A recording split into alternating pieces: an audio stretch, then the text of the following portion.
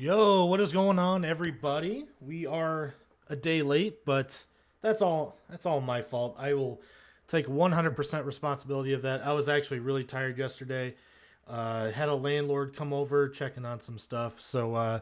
Yeah, so all that happened. I didn't get as much sleep as possible yesterday, so a little bit tired, kind of wanted to rest. But what is going on, everybody? My name is John Bear, along with that Matt 85. What's going on, dude? Yep. Not much, and don't feel bad about missing a day, especially since we're making it up today. It's not like we're under contract, and even if we were, Vince doesn't have the best contract, so we can just ignore him for now. They don't Uh, they don't even test us for COVID-19. But yes, we have not been tested, so if you're in the audience, just warning out there for you. Yes. that that So is, that is that is a serious thing that I don't think we're gonna really get into here. But yeah, that's a I don't know if any. Screw it. Do you want to go into it for just a couple minutes? I'm up for that because we're not doing the Wednesday Night Wars, seeing as that's already passed. Yeah, Let's it's hear what you got to say. I was gonna say it's worthy of discussion. So I pretty much went off of Brian Alvarez's video.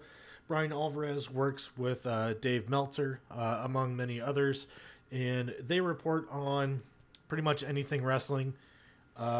Dude, Dave or not? Well, Dave gets a lot of hate, but Brian gets hate too because he's usually the first one of these people on Twitter of these like writers and stuff like that who will post the viewership for Raw, SmackDown, AEW, NXT. So, and unfortunate, well, not unfortunately, but he will post just the numbers for AEW and NXT, and like throughout this entire thing, AEW has crushed NXT with viewership. It is what it is, and he's not doing it to post any bias. If you go through and listen to how he talks about things, like if he likes something, he likes something. It doesn't matter where it's from. But this dude gets so much hate for just posting viewership numbers on a tweet. Like he'll say AEW 700,000, NXT 650,000, and he'll leave it at that. And then the first 10 comments like you're such a WWE or AEW fanboy. It's like, guys, I'm just posting the numbers. So a little history on him. But he posted a video about the Raw tapings on Monday and how they were allowing fans in the audience, and the fans were like close friends and family members and stuff like that. And they're still filming at the Performance Center in Florida. And he got conflicting reports. He got reports from one person or a couple people told him that Kevin Dunn, who's longtime producer with Vince McMahon in the WWE, was not allowing people to wear face masks for the show. And apparently there's a quote out there that Kevin Dunn said that you're not a real fan if you're wearing a face mask. So he was not allowing people to I guess be on camera with the face masks. And then on I believe it was Tuesday, there was a report that a developmental talent tested positive for COVID-19 and that WWE were going to be suspending tapings for that day. They're going to get some testing done. And all of the people found out, all of the people that were there, like live and stuff like that, they found out on social media that somebody had tested positive. I guess Vince or some type of leadership didn't tell them first. So yeah, just a very odd situation. If you have any more to add to it, go for it. If I'm missing a Uh, detail. Not really. That's the facts as we know them, and we might have opinions, which I thought you were going to get into. But as far as facts are concerned, that's as far as I know. That's it. And to be honest, it's not too surprising to me either. It's sad that it's not surprising, a little bit. But Uh, Go say ahead. I was gonna say, with my opinion, I mean, I'll tell you guys this. I work for a casino here in St. Louis, and Matt should be working for a casino here very very soon in Michigan, hopefully. Actually doing the same job as me, but I was tested for COVID-19 before I was allowed to come back to work. We make we routinely make fun of like our casino sometimes for like being cheap and stuff like that, just for such little stuff. And they're not really being cheap. I can understand why they do a lot of the things they do, but they went out and made sure that we were getting tested before we came back to work and before the place opened up. That test, while uncomfortable, it was a no for me. It was a no swab. It took 10 seconds. It took like 3 seconds for each nostril. Some tears flew from my eyes because it's uncomfortable. It's like I snorted a line of Tabasco sauce. But after it was done, it took no time. So how does WWE not do any testing like this? I mean, if they don't even have to go through like the most expansive test that you have to do, like if all they have to do is a nose swab, it shouldn't be. I wouldn't think it would be that difficult, especially for someone who's got the kind of pull that Vince has and money and stuff like that. And they're deemed an essential business too for a long time. Yeah, they're pulling some strings there in Florida's, where they happen to be anyways, but Florida's one of the more lenient states. And I mean, technically, everything they're doing was technically legal, if not exactly safe or nice. The two big points for Right. me, like you had mentioned before, was them not talking to the talent before going to the media. Speculation said that they wanted to get their side of the story out before leaks started happening. And I somewhat understand that, but it's still really, really bad business, a bad relationship with your workers. And the second part of that is that um, a lot of their talent basically have to be at work. They don't really have a choice. And you could say that they do have a choice. For example, Roman Reigns hasn't been going because he's afraid with his weakened immune system. Well, But Roman it's Reigns is the that and those top of the kids talent. too. Yeah, I mean, there's a lot to it, but he's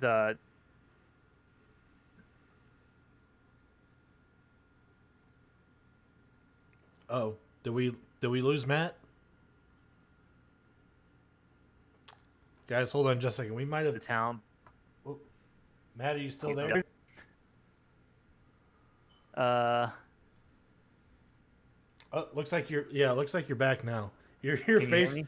yeah, your face was frozen on my stream for a second. So Yeah, my Twitch stream stopped, but I could keep hearing you.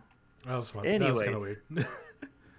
I was gonna say, uh, yeah, Roman Reigns is top of the talent pool, makes a lot more money, has a lot more pull. But we've seen a lot of instances where small things, similar to this, if a talent doesn't stick it through and give his all and is there for against his own better judgment, he gets buried, doesn't get a chance, or gets fired pretty fast.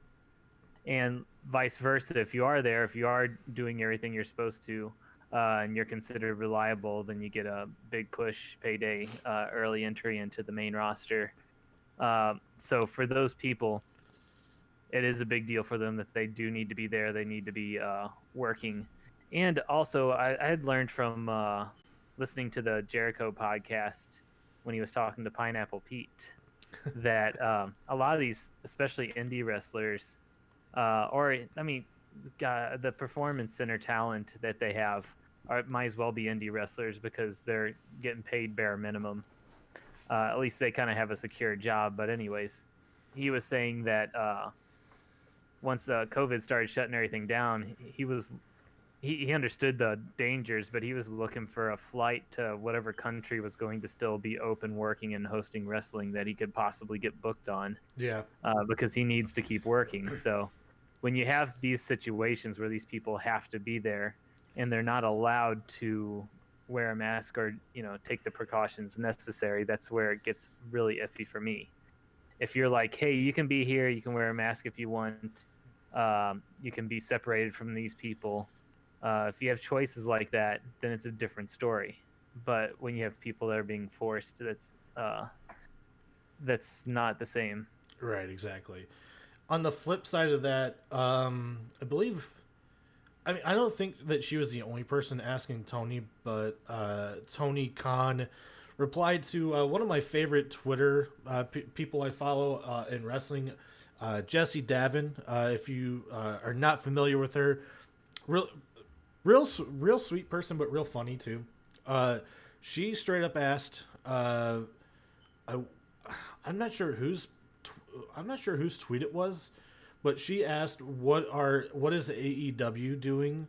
Are they doing testing every week?" And Tony Khan actually personally replied on his own personal Twitter account and replied that, yeah, for each time we're doing a live show, we're doing testing every single time.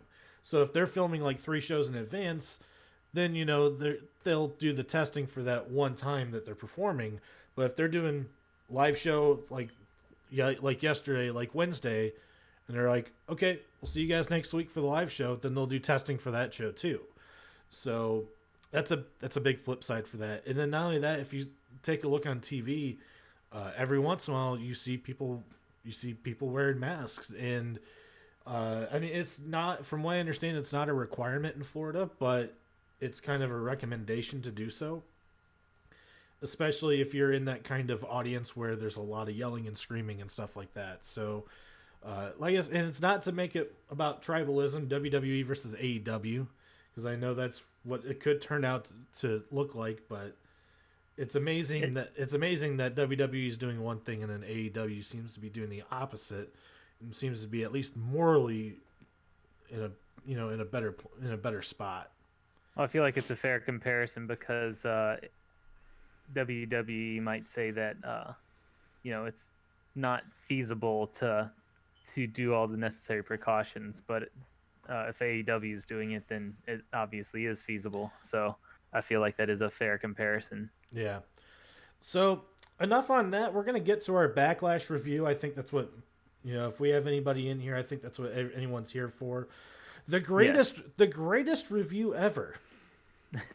Yes, the greatest review of the greatest tag. Well, no, we're going to get to that match. That's at the bottom of our card here. We're going to start with the greatest pre-show match ever. I don't actually have a graphic for that one. I actually did not watch that match, and I should have. Well, I'll give you a lowdown here then.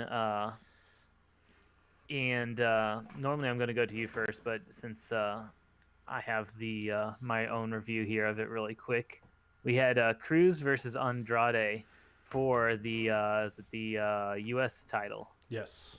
And something I noticed. We also had Kevin Owens on commentary, which Kevin Owens and Samoa Joe doing commentary, not necessarily at the same time, but just on the mic in general. Very, very nice. I like these choices that they're doing. One thing I want to mention throughout the show, Samoa Joe is fantastic on this entire show, by the way. Yes, just in general, and we'll get to it later, but on the greatest match ever where they're really hyping the announcers, he did a good job too. I kind of wish I could see him in the ring a bit more too, but he's killing it on the mic, so no complaints. Yeah. So we get Cruz versus Andrade. We got KO on the mic on the commentary team because he's been involved with the feud that they've been having. And one thing I noticed about this was that Cruz and Andrade are a very good matchup. They got the same kind of builds, the same kind of size. They can work well with each other, with each other's styles. Sometimes you get matchups where it's a huge dude versus a small dude, or Luchador versus the Big Show, something like that, where it's really hard to get your moves in just because the matchup doesn't match up that well. But I like Cruz and I like Andrade, so I thought this was an interesting matchup. We had some bigger bumps that painful looking bumps, like I believe it was on Andrade that got backdropped onto the ramp, just the steel ramp, just bam. We had a lot of good aggression from Andrade throughout the match. I thought Andrade looked really, really good through the whole match. Apollo Crews, I don't know if it was just because Andrade looked so good. Like Andrade looked good when he was hitting moves. Andrade looked good when he was selling moves, and it made it seem like Crews was just kind of there doing his thing. That's how it looked to me, anyways. Mhm. Uh, I like too, and this comes up with almost every single match. Zelina and Andrade have a really good chemistry going between them throughout the match. Uh, I don't know if they worked with each other before WWE, but it really seems like they just know each other so well that they can just pull off whatever they're pulling off without really having to check with each other or any awkwardness. And that was a big thing in NXT too, because I think was, I think he was kind of a hot star coming in to NXT, and then he debuted and he just kind of floundered for a little bit. Had a couple pay per view matches, and then they put him with Zelina Vega, and then things kind of took off for him, and he became a much more interesting character and a much more interesting person to watch wrestle too. Yeah, and I feel like he hasn't really changed that much since NXT either. You see a lot of people kind of change to be a bit more soft, a bit more, I guess, likable to the mainstream audience. But Andrade's kept his edge up and his status as a heel. Uh, Got some different agents working backstage too with different philosophies than I'm sure the agents in NXT. yes, I gave this match a 3 out of 5. I thought it was just kind of going through the motions a lot of time. Nothing, no really high spots, no real lags either, though. Just hitting their moves. I thought Andrade looked really, really nice, as I said. I'm glad Cruz is getting more time as the champ, but I'd never be against Andrade holding a belt and getting more time on air either. I was gonna say there's a rumor floating out there that sorry, not Andrade. There's been conflicting reports about Andrade as well, about whether or not he's a guy that Vince likes and stuff like that. But there was reports out there that Paul Heyman was a big time supporter of Apollo Crews, and now that Paul Heyman is now no longer in the creative spot on Monday Night Raw, then you could see Apollo losing his spot a bit. But it That's didn't. what I was wondering about too. It didn't happen on Sunday yet, so that's a good thing.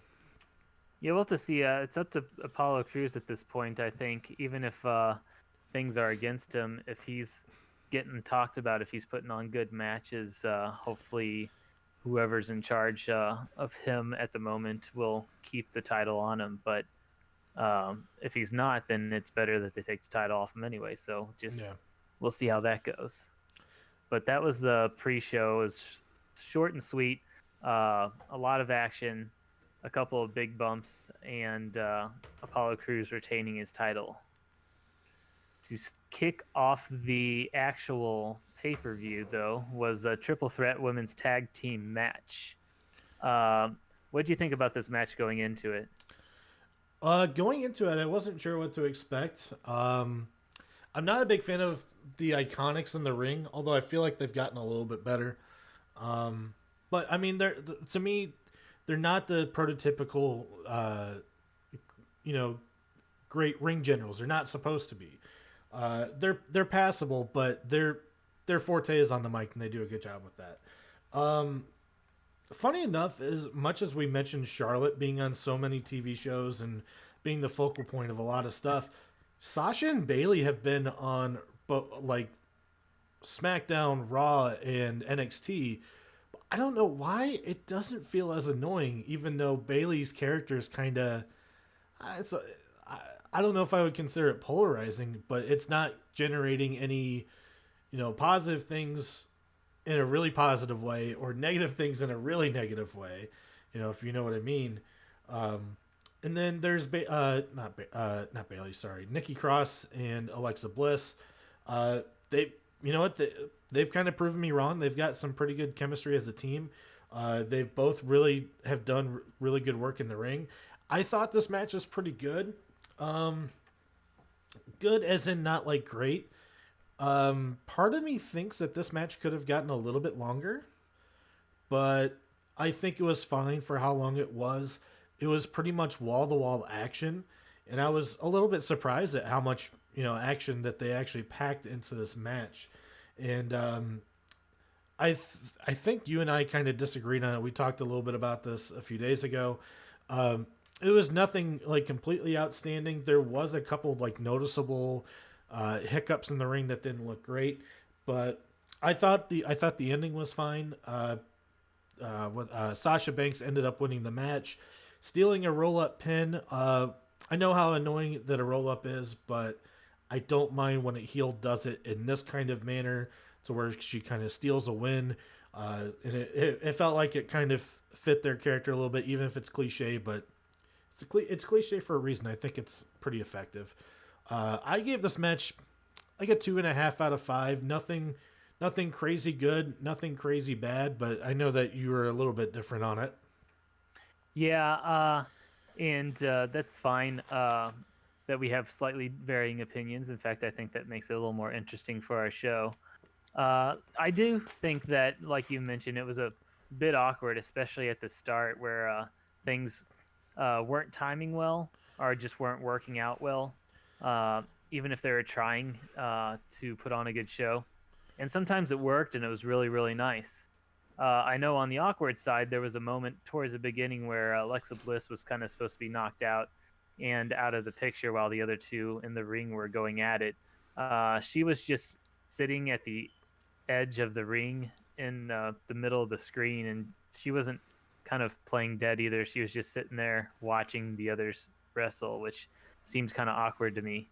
But on the other side, when it worked out, it was worked out really well. I know there was a time where uh, Nikki Cross dodged a running knee while she was in the corner, and as soon as she dodged it and got up, she got a big boot to the face. And that kind of timing is hard to do. It's hard to choreograph, and that's why I think it's really cool when they pull it off. Um, I thought Alexa Bliss looked really good when she was taking on basically all four of her opponents at the same time, just really putting out the effort. I thought that looked really nice. Uh, yeah, one of the other awkward moments I saw was Peyton Royce was trying to do it sideways tope through the well onto whoever was on the outside of the ring. Like Uh, everybody. yeah, and she like hit awkwardly and would have. I was almost thinking she was going to spin out of control, but she ended up getting enough of everybody to be safe.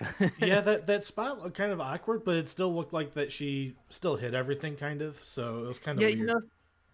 I I look at it and I'm like, that was really awkward, but at the same time, when it's awkward, it looks like it's more realistic because it is.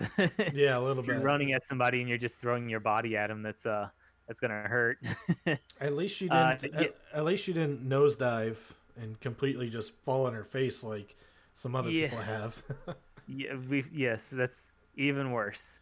Uh, I didn't like the weak ending with the roll up, and I'm not always one to point that out, but in this case, I thought that I believe Bliss took the 3 count.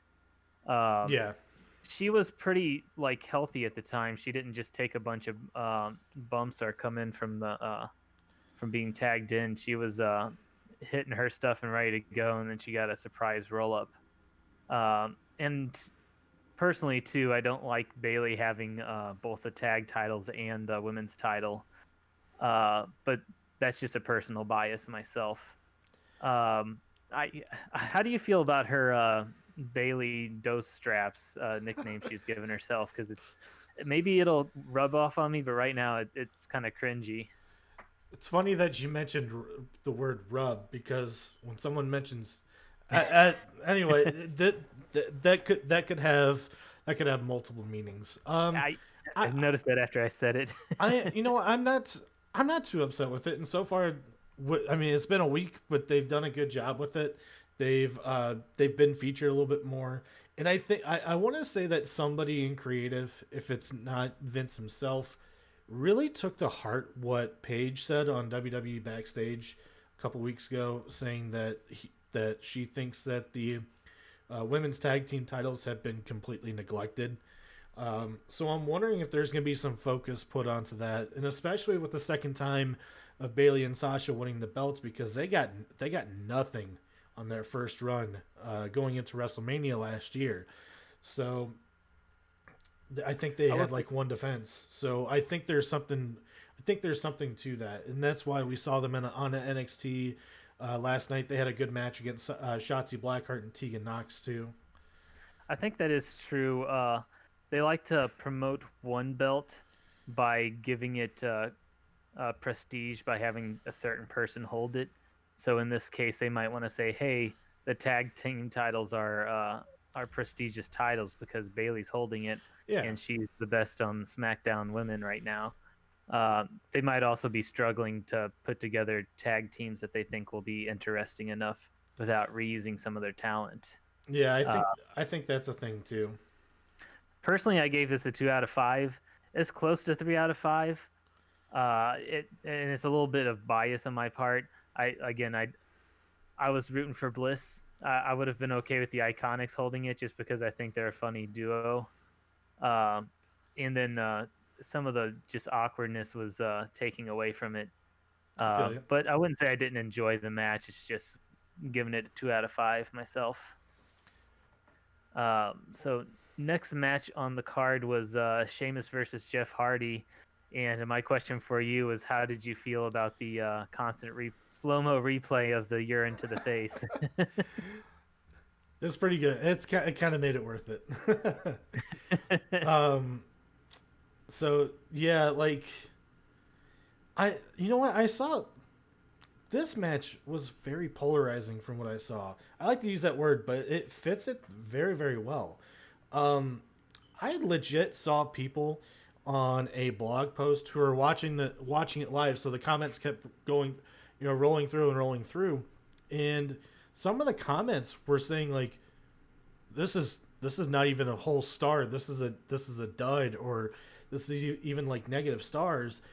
And I began to watch it, and by the end of the match, I will say this: the main issue I think I had with the match was two things. One, it was a little bit long. This was longer than the WWE title match between Drew McIntyre and Bobby Lashley, which is a little bit surprising. Although later, whenever we talk about that match, you know, that match felt like it was shorter, but it felt like it had a better purpose to it. This match to me, it felt like it was just kind of like a basic match where big guy gets heat on the smaller guy. Um, it's just neither guy really has all that great, of offense. Sheamus looked good doing his stuff. Jeff did look a little bit tired towards the end of it. I did notice that. I saw a lot of people talking about that too. And the second thing I hated about it, why does this feud have to keep going? Why does Sheamus have to win? Why not just have Jeff Hardy win and just be like, that's it, that's a feud? Or Sheamus can get mad and beat him up on SmackDown tomorrow night or something so we can extend it somehow. But this match really should have just ended with Jeff Hardy winning 1, 2, 3 and being done with it. Just be like, yeah, this feud sucked. But it is what it is. Sheamus won. Sheamus won pretty decisively. I gave this 3 out of 5. I didn't love it. I didn't hate it. It was just a match. That's kind of the way I saw it. But it wasn't anything great or bad. So Yeah, for me, I was a little bit more on the negative side for this. There were good things and bad things. I think you mentioned really good points that it was a long match and it seemed even longer than it was. that's never a good thing. No. And then I'm also super surprised, but normally if I'm surprised at the ending of a match, that's a good thing. In this case, Sheamus pulling off the win. I'm not sure exactly what they're doing unless they just want to make Sheamus a super heel, and they'd really need to push him at this point after taking out Hardy, who's on a personal, a very personal storyline that you would think was supposed to end up with him kind of finding himself and bettering himself. But when you're bettering yourself and then you get beat by the bully anyways, it's kind of like, well, what was the point? Quite frankly here, I would not have minded this match going ding ding ding, Jeff Hardy hitting a big kick to the nuts of Sheamus, getting disqualified 5 seconds in, and this grabbing a chair and just hitting him like 10 times with a chair, and having the refs have to take him off. And at that point, you can just say he didn't want to win the match. He just wanted to beat up Sheamus, and nobody could blame him for it either. And I think it would have gotten a really good reaction. Yeah, they're playing Sheamus as, and they have before, as just a bully, Yeah, taking on people that he really thinks he can beat up, and then going, across the line to make fun of them. And that's fine. Just usually the bully angle doesn't pull off, right. or pull off a lot of wins. Um, so as far as the match goes, it seems slow, I think, because I noticed, especially towards the beginning, there was a lot of uh, Sheamus hits a big move, and then he spends 10, 20, 30 seconds walking around, jeering at the audience, yelling, and then hits another big move, then spends another 30 seconds yelling at the audience. Um, I did like seeing Sheamus pull out the Texas Cloverleaf. I always love when he pulls out that move. Yeah. Uh, I also thought, uh, like you said, Jeff Hardy looked tired towards the end. I think he was supposed to look kind of beat up because he spent the entire match getting beat up, but he didn't really seem beat up. He seemed lethargic, which is kind of, like you said, actually being tired. It's the fact that he's Uh, over 40 years old. I mean, 40 I years mean, I old and don't blame wrestling in him. a general match for 16 minutes. I mean, it's pretty tough. I will say, when he was on TNA and doing flips onto his face on the ground, I didn't really like that either. So I don't know if I'm asking for a whole lot of those. I did like the good false finish with the Swanton bomb from Jeff Hardy. I thought that was going to end the match, and it didn't. So it really got me there.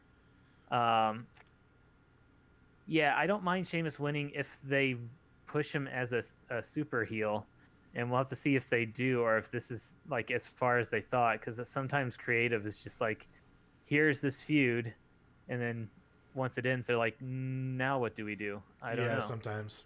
It's better when they, like, we want him to do this. It's going to lead into this. It's going to lead into this. Or even if they just have general plans, like, okay, he beat up this really uh, over face who's, really got everybody's sympathy.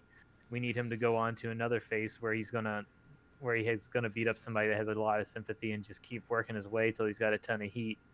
Um, so we'll see where that leads to. I also liked how at the beginning Jeff Hardy was working on Sheamus's legs, and Sheamus was selling it too for about 5 minutes, and then all of a sudden, it didn't matter anymore. Yeah, sometimes that happens. Yeah, it, I felt like it was going in a good way. I wish I would have done that. So I ended up giving it a 2 out of 5. Uh, Again, more of a personal bias. I don't like the really slow matches like that. I don't like the heel, like the heel going out and jeering at the audience. I get that every once in a while, but if it was going on a little too much, and I felt the match was going on a little too long, so 2 out of 5 from me. I feel you. And you know So what? I saw some other people give this match like 4 stars. Like they really enjoyed it. I was Uh, gonna say, I had looked at a few other people to see what they thought. I I was surprised with I mean, everybody has their different preferences, but I was a little surprised to see like 4 out of 5 stars for the match. yeah. Uh, I would also be surprised to see, like you're talking about, the 0 out of 5 stars too. I'll tell It you. really wasn't I was, that bad. I just thought it was a little bit slow. yeah, I was gonna say. I'll tell you what. For a match to get like 0 stars, or even less than that, you got you. It has to be a really, really strong effort to be that bad. So we have, yeah, you know what? On my personal scale, if I'm going to give a match that I just don't like that much because I thought it was a bit boring, 0 out of 5 stars. I mean, that's kind of ruining your own credibility, because what's below that? Yeah, you know, I mean, you could go into negative stars, but that, it's that it's defeats it's the tough to point do. of it. That's tough to do. We don't have Yeah, WCW to kick around either. You know, if we decide to review a classic show with some really, really bad stuff, it could happen. But I mean, if this match was 0 out of 5, then what do you give Mongo McMichael's matches? 5? What are you talking about? My bad example. uh, so next on the card was Asuka versus Nia Jax. And my question for you is, what do you think of the Jax hammer? The Jackhammer. That was a good call, but I think it was Samoa Joe who Yes, it called was that. Samoa Joe. Man, that made me laugh, to be honest. It wasn't the nicest landing for Asuka, but I do feel like people kind of oversold that, and I think people are looking for a chance They see like they'll see something from Naya and they think that like, oh, they didn't land right, and they're just gonna be like, and they're just waiting right there. It's like, oh, she messed up. Oh, she messed up. I gotta say something now. But it wasn't that bad. At least it didn't look that bad to me. It wasn't as bad as the last jackhammer I saw from Goldberg on Undertaker. You know what? Good grief. So what'd you think of the match? I I know it actually was kind of controversial. I actually thought that this match was pretty good. They kept this one short, and I actually feel like that was kind of a good thing for the story that they were telling, because both Jax and Asuka, I get a feeling if this played in front of not a literal NXT crowd, as like all the NXT people are there watching the show, but if this was like an NXT takeover crowd, I think they've actually would have really been into it, because it was Jax hitting power moves and then Asuka coming back with strikes. It was both of them playing to their strengths.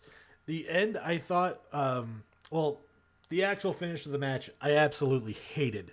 It was, I just didn't like it. But I think the actual finish of the match with like Asuka trying to hit the armbar on Nia Jax and just kind of slipping and falling, that didn't look that great. But the rest of the match I thought was, you know what? Nia Jax has a hard hitting style sometimes. Asuka has just as a hard hitting style at times. And I think they had really good chemistry with each other. But the ending took off like a whole half star to me. Like, this match was like a 3 out of 5 match until, for whatever reason, Vince or whoever it is who's writing these shows just decides to not go all in on Asuka here. And we'll make a point later on with Drew McIntyre, or at least I will make a point for something different in a good way. But since Asuka's won the belt, she's lost to Charlotte twice via countout. Now she gets a draw here against against Nia Jax. And I guess the meaning is that they're still trying to keep Nia Jax strong. But then at that point, why do you even book the match if you're booking yourself into a corner like that? So I feel the same exact way. And Asuka got an actual win over Nia Jax on Raw, but it was a quick roll up instead of like a dominant win. So it's the same thing. Yeah. Like, in my opinion, Nia Jax, like, I do, in my opinion, Nia Jax, I think, could move to SmackDown and be a little bit better off. I think that she's been really good in this role, actually. I don't think she's a great promo, but I think she's good in the spot. But it's a tale of both sides. When Asuka's the champ here, they're not putting everything into her as much as they should and making her look dominant. Like, she got the belt, make her look good, give her some wins. And with Nia, she's also a person who could probably use some wins, because she's played this monster heel role for such a long time but doesn't get that many huge wins. So it's kind of, in my opinion, they kind of booked themselves into a corner. I would have just gone with Asuka winning, but I just hate the double count out ending. It makes both people look stupid, in my opinion. I give the match 2.5 out of 5. It would have been 3 if we had a better finish. We're similarly on the same page here, surprisingly. I'm not as ticked off about the double count out. It just depends on what they do with it. Like, I think best case scenario, like you said, they book themselves into a corner. They want Nia and Asuka to have a longer feud. But why did they have a showdown at this pay-per-view? Why didn't they hold it over till longer? Yeah, it kind of goes along with they're continuing to have I guess not strong finishes to their match. So it's kind of confusing. My thoughts on this match was it looked like Nia Jax was being a lot safer in the ring, for better or worse. She was still hitting her stuff, though. Yeah, she was hitting her stuff. It just looked like she's more conscious about pulling her punches, which is good. Yeah, it's good. It's just I'd rather her pull her punches and it be a bit noticeable rather than really knocking people's blocks off. Uh, yeah, the match was the quick and hard striking Asuka versus the big beast Nia Jax, and I just got an idea for a silly kind of storyline to move Nia Jax along, as if she brings out the now free Paul Heyman to be her advocate, becomes the new beast. Maybe. And that solved a little bit of her mic problem. But um, I thought Asuka looked a little more like she used to in the old times, being able to pull off some really hard hits that she's kind of been censored when she's moved up to the main roster. And I think it's because Nia Jax can take a bit more damage than some of the other girls can. So I felt like this was a good matchup too, with especially with the way they played it out. It was a little more slower paced, but it made sense because it was being sold well. And yeah, I thought the count out finish was weird. It just really weird in general, nonsensical. I'd like to have seen Asuka be a bit more brutal or angry, since Nia injured her friend. Asuka, I guess, is going super babyface, not just because the crowd likes her, but because she's supposed to be super nice. So they kind of tame some of that aggression out of her. But overall, I gave it a 3 out of 5. I did like what I was seeing in the ring. I didn't like the finish as much. So yeah, 3 out of 5 for me. Yeah, I mean, it sounds like we both like this match. We just probably would have hoped for something a little bit better as far as a definitive finish. So the next match, which I thought was kind of funny when I asked you about it, it was Strowman versus Miz and Morrison in a handicap match where they announced before the match started that only the person that pins Strowman would get the title. It would not be a shared title. I liked the match, and then you got back to me being like, "Why do you like the match?"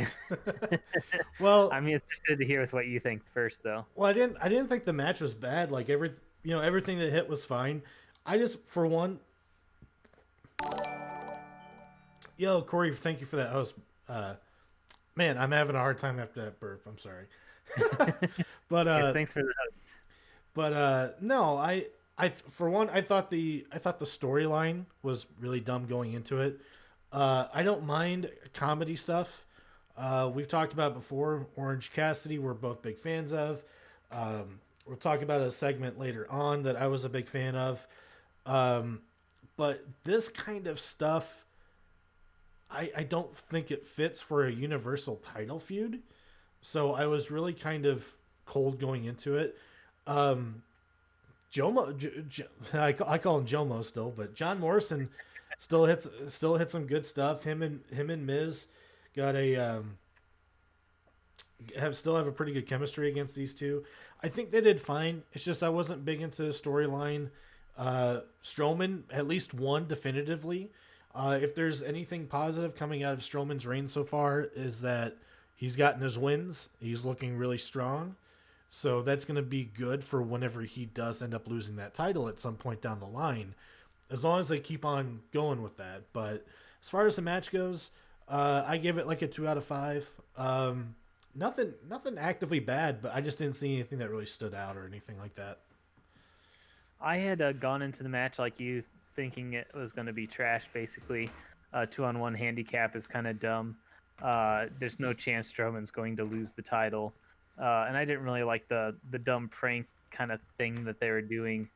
What I did like about the match, though, was, well, first of all, I have to say, every single time I see Morrison, I'm always giving comments about how much I like him in the ring. I just have to say, I guess at this point, that I'm a Morrison fanboy. So, without even knowing it, he's grown on me so much. Well, I'm a big fan of Morrison. If I'm telling you, go and watch some of his stuff from 2008, 2009, and a bit into 2010 too. He's had some really good matches, and really his in-ring style hasn't really changed all that much. I do need to. He seems like my kind of dude. I just didn't end up seeing him because he dropped out, I guess, right before I started watching again. Yeah. Uh, so I liked Miz and Morrison were working really well as a tag team, and not just throw Strowman in the corner, tag and stomp, tag and stomp, tag and stomp. They were hitting a few moves, tagging out, hitting a few moves, tagging out, doing a double team, hitting a few moves, and being really efficient. Uh, and it wasn't very awkward. It was just uh, playing off each other really, really well. Again, Morrison hitting some really cool moves, which I always appreciate. But yeah, Miz and Morrison, and they proved this with the weeks prior where they had singles match against Strowman. Can't win alone, but by throwing rapid shots before Strowman has a chance to block, has a chance to recover, they're able to actually do some damage to him. So it Yeah. wasn't really a squash match. No, it was. Uh, I didn't feel like it was a squash match either. These are there's. I noticed this with Strowman. Strowman has a lot of these kinds of matches to where they go maybe 10 minutes, but once you get past that with Strowman, it feels like you're kind of hit a threshold to where you're risking the match kind of going downhill from that point. But once you get to that 10-minute mark, usually you get some pretty good work out of him, at least in my that's opinion. true. And part of that too, this match, at least as far as I remember, it was kind of shorter. So I feel like they got what they wanted in before it slowed down, like you're saying. Yeah. I mean, you could see it coming from a mile away, but Miz pulling Morrison off the 3 count, I thought was I don't know why I got excited right then, like, oh man, what's happening? And I did That's big. You can't do that. I did think it was funny that he pulled off he pulled Morrison off. Morrison's like, "What are you doing? I'm trying to win." And Miz like, "I'm sorry, go cover him again." and then Yes, that was and then Strowman throws him off. It's just I don't know, those two whenever they're goofy, they're funny. yes. It was just probably why they're not going to hold titles. Or, you know what? They had the tag titles for a little bit, didn't they? Yeah, I mean, and they used to do this gimmick even just as silly, 12 years ago, whenever they were a team. So Yeah, it left me wishing there was a little bit more to the match, but on hindsight, I guess it got in and it got out before it stayed its welcome. yeah, I'm giving it a 4 out of 5 because I thought it was executed well and I thought it was exciting to watch. With a little bit of personal bias from liking Morrison so much. I'm telling you, man. I'm telling you, there's a match out there from SmackDown in 2009. I want to say it was in October. Uh, John Morrison against Rey Mysterio on SmackDown for the Intercontinental title. Go out and find it. I mean, am it's literally making it right now. say it's on WWE Network. I want to say it was either in September or October, but if you like Morrison, that's probably one of his best matches. So after this match was what would normally be the headliner, Lashley versus McIntyre for the championship, but of course we still have the greatest match ever coming up, and another match that I completely forgot about coming up. As for Lashley versus McIntyre, though, I thought, not getting into it too much, I thought this would be a good matchup. Again, they're matching up good. Good. I don't know if Lashley and McIntyre's had a match before, but they haven't since they've both come back, I guess. And Lashley's kind of the same, but McIntyre's a brand new beast since he's come back. So seeing these two behemoths going at each other, I thought was maybe a little underrated. What do you think about the match? Well, they'd wrestled before in Impact Wrestling. They had a big long feud, and from what I understand, they had some really good matches during that feud as well. Let's see. Hold on one second. Oh. I'm gonna be checking my email for free. While you're checking that really fast, for 10 free Corey, cups. we have been putting these on YouTube, and I'm going to mention that again towards the end. You can check out Bearside. You can I don't know if I call it Bearside of the Mat or just Bearside. You can put the link in the chat. Yes, we'll do that. We're putting our shows up there, so if you miss it, you can check us out. Past shows, current shows, any part of this show that you happen to miss. You can see the matches that you didn't get to see before you came in. So to get into this match, so it was at this point in the show, I mean, I didn't think anything was like super bad before then, but it was at this point of the show turned a corner and became an awesome show. This match rocked. I really, really enjoyed this match. It fit with both guys' strengths. It wasn't a very long match. I think the runtime was about 13 to 14 minutes. There was one thing I didn't like about it, and again, take a drink anytime you hear me say it. This was that did not have a very good finish, but I love the start of the match. So what they did to end up protecting Lashley's new full Nelson move was they had him put it on at the beginning of the match. They had multiple referees break them up, and then he goes into the match. He's wrestling a regular match, and he's keeping on the attack on McIntyre, and he didn't hit it again throughout the rest of the match, but it still weakened him. So they still protected the full Nelson, which was really, really good. These two guys put on a hell of a fight, and that's what it felt like to me. This did not feel like your normal, WWE style match. These guys were hitting each other really, really hard. It felt like some big moves brought out. Thankfully, Drew didn't get dropped completely on his head on the outside, but because